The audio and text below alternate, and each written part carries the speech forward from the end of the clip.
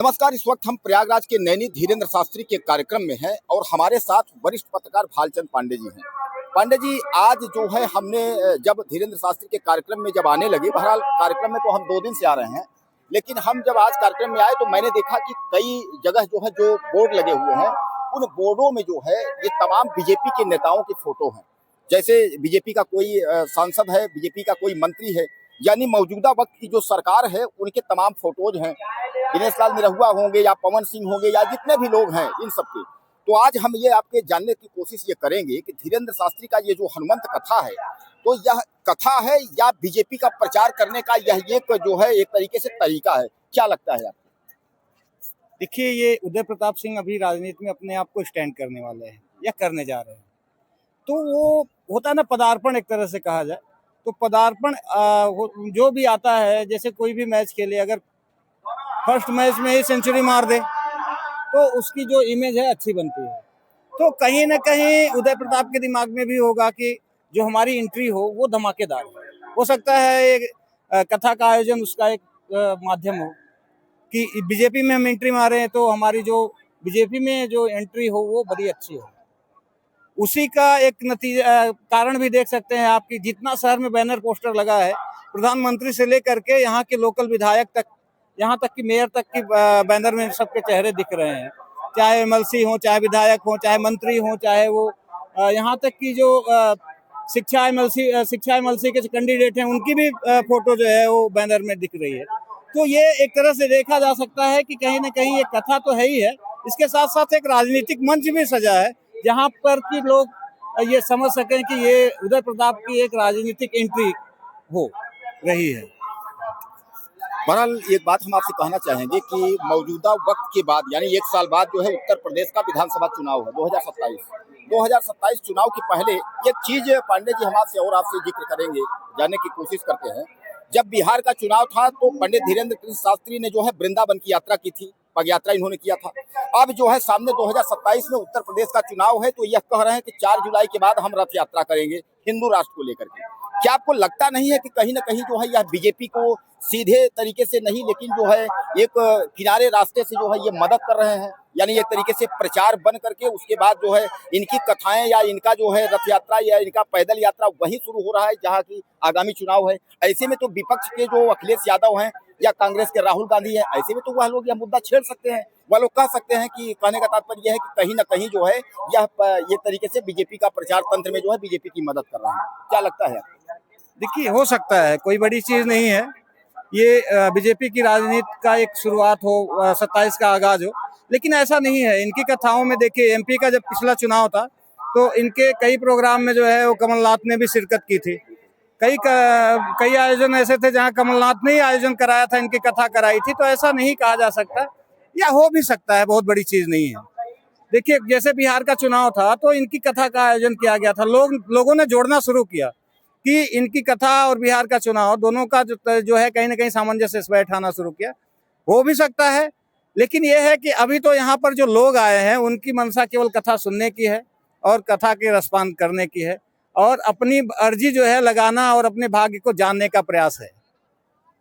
तो क्या लगता है आपको कि जैसे 30 लाख का ये एक आंकड़ा दिया गया था कि प्रयागराज के अरैल नैनी क्षेत्र में जो है 30 लाख के करीब पब्लिक यहाँ पहुंचेगी। बहरहाल पहले दिन यानी कलश यात्रा में लाख जनता, मतलब 50,000 1 लाख जनता रही होगी, और उसके बाद जब कथा की शुरुआत हुई तो करीब लोग कहते हैं कि 1 लाख से 1.5 लाख जनता रही हुई। यानी अब धीरे धीरे करके आज दिव्य दरबार और आज जो है कथा का अंतिम दिन है।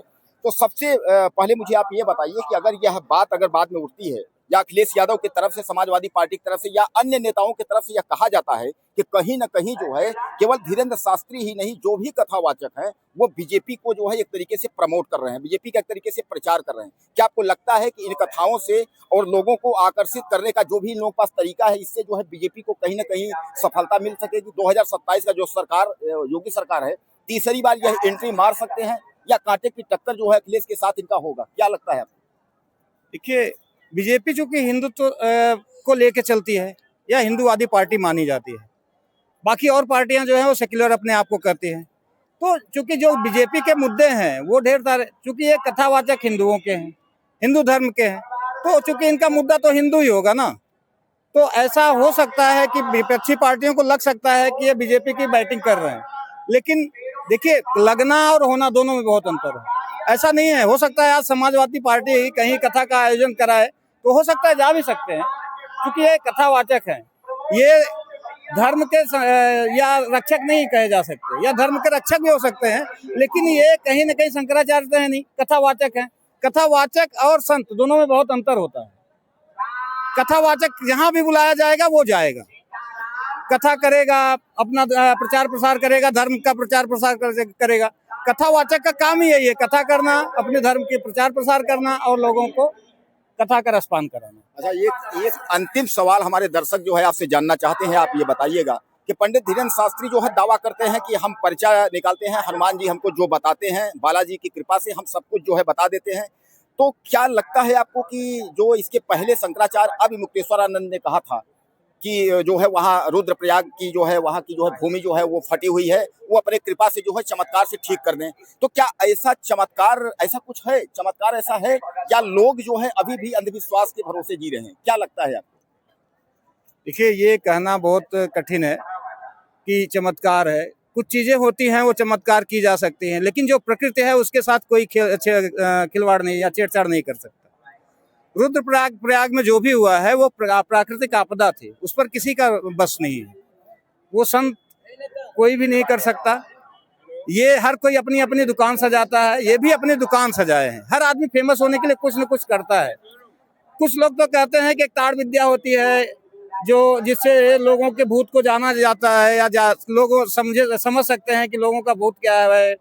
भविष्य के बारे में तो नहीं, लेकिन जो उनका पिछला समय बीता है उसके बारे में थोड़ी बहुत जानकारी लोग इकट्ठा कर सकते हैं या बता सकते हैं। तो हो सकता है ऐसी कोई विद्या इन्होंने सीखी हो, लेकिन ये कहना कि नहीं, अगर रुद्रप्रयाग में जाके अपनी विद्या का प्रदर्शन करते और रुकवा देते, ये कहना थोड़ा सही भी नहीं है और ये किसी के लिए संभव भी नहीं है। वो चाहे कथावाचक धीरेन्द्र शास्त्री हो, चाहे कोई शंकराचार्य हो, ये जो प्रकृति है, प्रकृति जब अपने पे आ जाए तो ईश्वर को छोड़ के बाकी कोई उसमें कोई हस्तक्षेप नहीं कर सकती।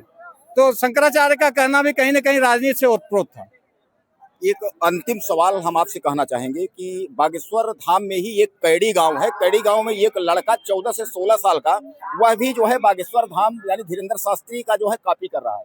आजकल जो है कैंसर से लेकर लकवा तक तमाम लोगों को वह ठीक कर रहा है, और वह कह रहा है कि टक्कर दे रहे हैं, तमाम मीडिया वाले उसके पास जा रहे हैं, हमारे कई बड़े चैनल के लोग भी उसका इंटरव्यू ले रहे हैं। क्या आपको लगता है कि जो है जबकि हकीकत यह है कि वह बोल नहीं पाता है, सच्चाई यह है कि उसकी आवाज में जो है लड़खड़ाहट है, लेकिन वह कह रहा है कि धीरेन्द्र शास्त्री को टक्कर देंगे। और यह भी लोग कह रहे हैं उसने ये जो है कार भी खरीद लिया है, यानी अभी हालात में। और मैंने आज का वीडियो देखा है, काफी भीड़ है उसके यहाँ, और 14 से 16 साल 17 साल का लड़का है अभी।